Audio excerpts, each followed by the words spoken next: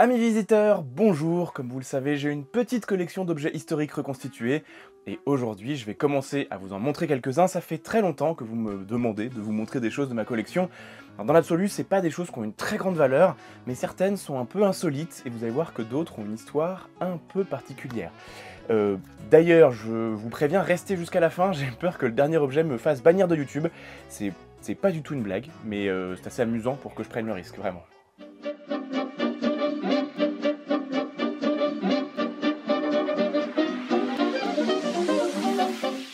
Alors cet objet normalement, c'est peut-être le plus connu de ma sélection du jour, il s'agit de l'arbalète chinoise à répétition ou shukonu. Évidemment, quand vous avez une arbalète, vous vous dites que c'est un chouette objet pour envoyer des projectiles sur son prochain.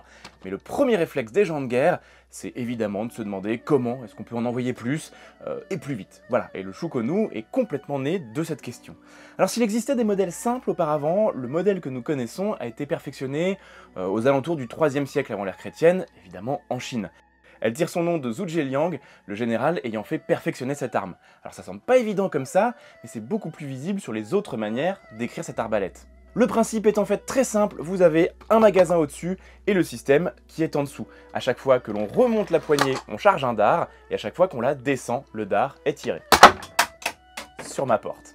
Avec ça, on peut atteindre une cadence de tir théoriquement incroyable, de plusieurs dizaines de carreaux à la minute. Le problème, c'est que le système ne permet pas d'avoir beaucoup de puissance et les dards ne sont pas très précis. Et c'est ce qu'on demande en théorie une arbalète, puissance et précision.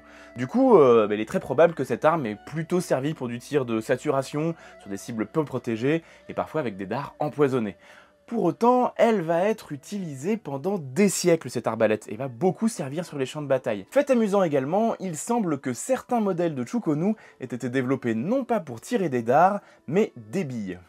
Arrêtons-nous un instant avant de repartir sur le reste des objets qui sont là pour parler un peu du sponsor du jour parce que oui, je vais travailler de moins en moins seul sur la chaîne, donc il faut bien payer les monteurs qui vont devoir me supporter dans les mois à venir. Le sponsor du jour, c'est le jeu Bloodline Heroes of Litas. Bloodline est un RPG mobile où vous allez devoir monter votre équipe de champions venus de différents clans de cet univers de fantasy, le tout pour venir à bout des ténèbres qui se sont emparées du monde de Litas. Alors le scénario semble très classique, mais derrière ce principe simple se cache en réalité un véritable jeu de gestion de votre royaume pour entretenir cette équipe de héros.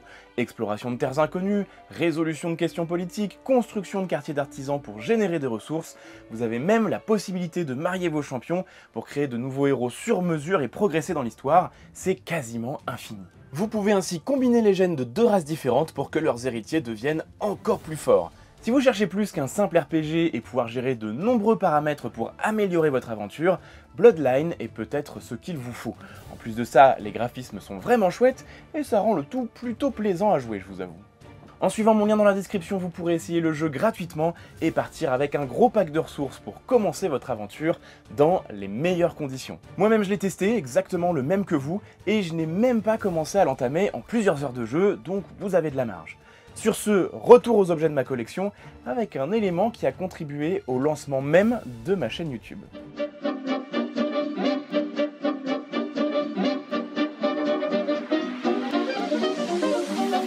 Si vous suivez la chaîne depuis un moment, vous connaissez déjà ces bots qui apparaissent en fait dans plusieurs vidéos, me donnant l'air aussi élégant que rétro.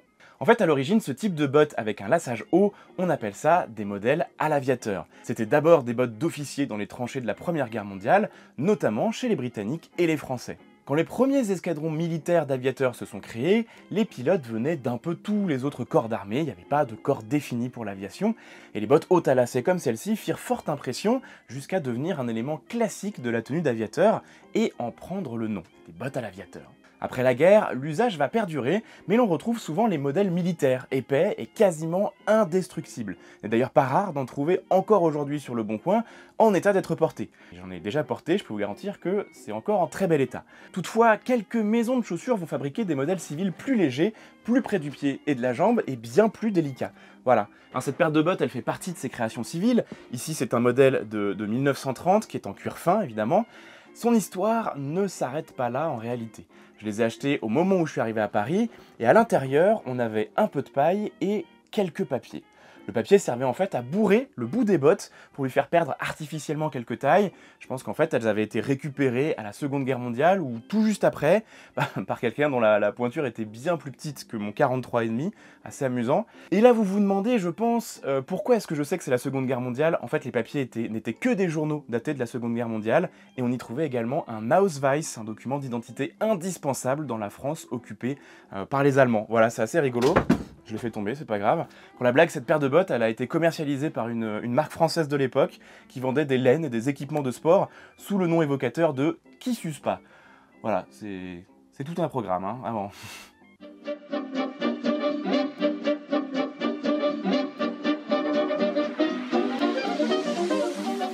Dans l'air de rien, ces petits pots, hein. Pourtant, ce sont bel et bien des reproductions de grenades médiévales. Alors, on a souvent tendance à voir la grenade comme une arme finalement assez moderne, de manière assez instinctive. Le public a tendance à croire que ce sont des objets qui datent du siècle dernier et des guerres mondiales. Et pourtant, elle était déjà massivement utilisée au XVIIe siècle en Europe et a d'ailleurs donné son nom à un type de soldat en France et ailleurs, les célèbres grenadiers. Et puis quand on fouille un peu, on se rend rapidement compte que les Chinois en avaient au moins depuis le XIe siècle, et qu'il semble que les Européens aient découvert cette arme pendant les croisades, car les combattants moyen-orientaux en utilisaient déjà, ce type de modèle d'ailleurs. Alors au début, quand les chercheurs ont trouvé ces objets, notamment ce modèle-là, eh ben, ils ont appelé ces grenades vases ou flacons éolipiles. Bon, ça a l'air classe comme ça, mais en réalité, ils n'avaient aucune idée de ce que c'était, donc ils ont mis un nom un peu classe. Éolipile en grec, on pourrait traduire ça par boule à vent. Voilà, bon, ça n'a rien à voir avec une grenade, hein. L'idée vient d'une vieille machine grecque. Dans beaucoup de collections et sur internet, il est encore écrit éolipile, sans explication sur ces modèles, qui en fait sont bel et bien des grenades. En attendant, comme je disais, j'ai deux modèles ici qui sont reproduits à partir d'éléments qu'on peut trouver en musée. Ça, c'est une version assez simple, vous voyez, avec le petit chiffon qui peut rappeler un cocktail Molotov. Et ça, c'est une version un peu plus spécifique. Celui-là, donc, plutôt incendiaire. Celui-ci pourrait avoir été un modèle explosif. Voilà. La bonne ambiance, on aime ça. Les grenades médiévales semblent avoir eu des compositions différentes selon les besoins. Inflammables, explosives, suffocantes, etc., etc. Il est possible que le concept soit en réalité beaucoup plus ancien, le concept de grenade. Du temps d'Alexandre le Grand déjà, on a des textes qui mentionnent des boules à feu. Mais ça, eh bien, on en reparlera un autre jour, affaire à suivre.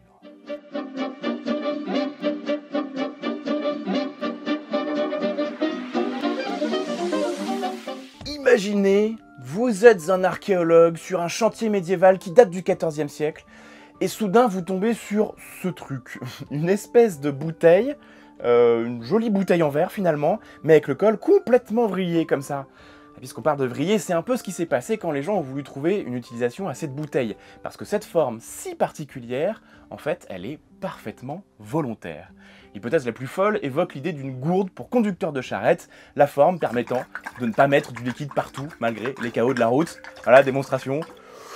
C'est assez peu probant, hein. Vous voyez, c'est assez riche, il y a une belle réalisation. Pour un simple charretier, c'est pas terrible. Cela dit, c'est un très bel exemple des créations en verre magnifiques des artisans médiévaux. Hein.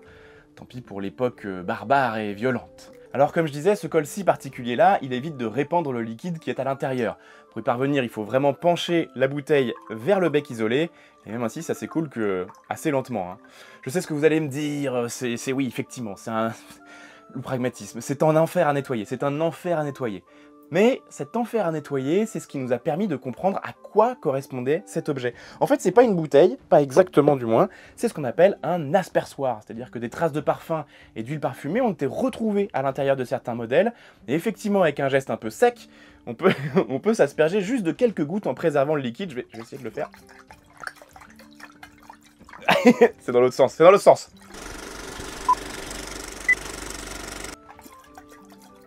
Bon, je gère pas très bien le geste, mais vous voyez l'idée. On fout partout. Les parfums au Moyen-Âge étaient des produits assez précieux. On comprend que les élégants et élégantes de l'époque aient pu vouloir le conserver précieusement et l'utiliser avec précaution, un peu comme aujourd'hui, finalement. Alors l'histoire drôle derrière cet objet, c'est qu'il semble qu'on en ait retrouvé aussi dans des monastères contenant de l'alcool fort. Peut-être un moyen pour les moines de boire avec modération au lieu de se casser la tête avec leur production maison. C'est pas mal.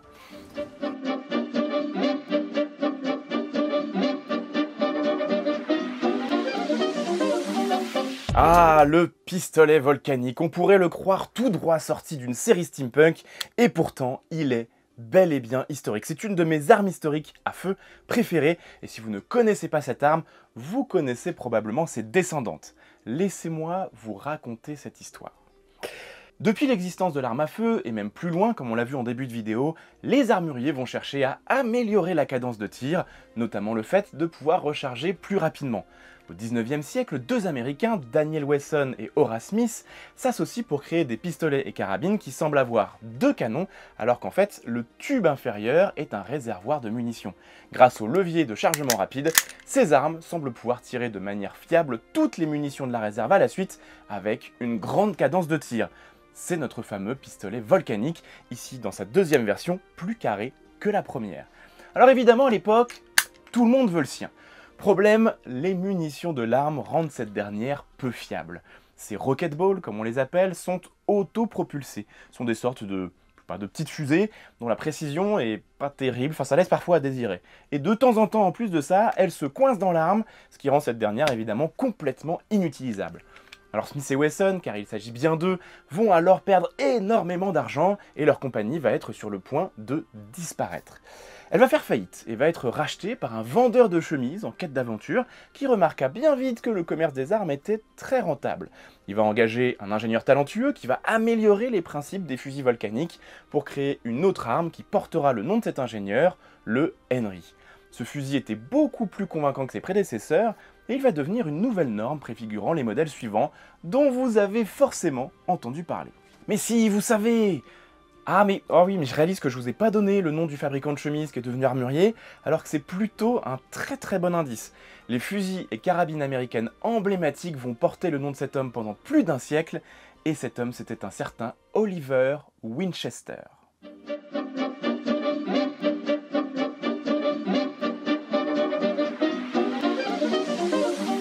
Bon, alors là, vu le sujet, je risque le ban YouTube, on va essayer de rester très prudent sur les termes utilisés. Vous voyez ces pièces? Elles datent de la Rome antique. Alors ce sont des reproductions évidemment, le présentoir est joli et on pourrait croire qu'il s'agit de pièces ordinaires, de pièces de monnaie. Toutefois, on y distingue des numéros en chiffres romains, ce qui en font plutôt des jetons que des pièces. Jusque-là, tout va bien. C'est en retournant les pièces qu'on va découvrir assez rapidement où est le problème potentiel pour YouTube. Je vais juste vous en montrer quelques-unes, les autres sont peut-être un peu trop chaudes pour la plateforme. En fait, c'est ce qu'on appelle des spintriae. Ce sont des jetons présentant un numéro d'un côté et une scène érotique hétérosexuelle ou homosexuelle de l'autre côté. L'utilisation réelle de ces jetons est mal connue. S'agit-il de jetons destinés à remplacer la monnaie ordinaire dans les maisons closes, où chaque figure représenterait une prestation et le numéro d'une chambre? Est-ce que ce sont de simples jetons de jeu ou d'événements particuliers avec ces motifs érotiques qui sont très prisés par les Romains? Ou est-ce que ça serait pas tout simplement des tickets d'entrée pour divers spectacles où le numéro indiquerait quelque chose, une place peut-être? Actuellement, aucune hypothèse ne semble plus solide qu'une autre, chacune ayant ses pour et ses contre.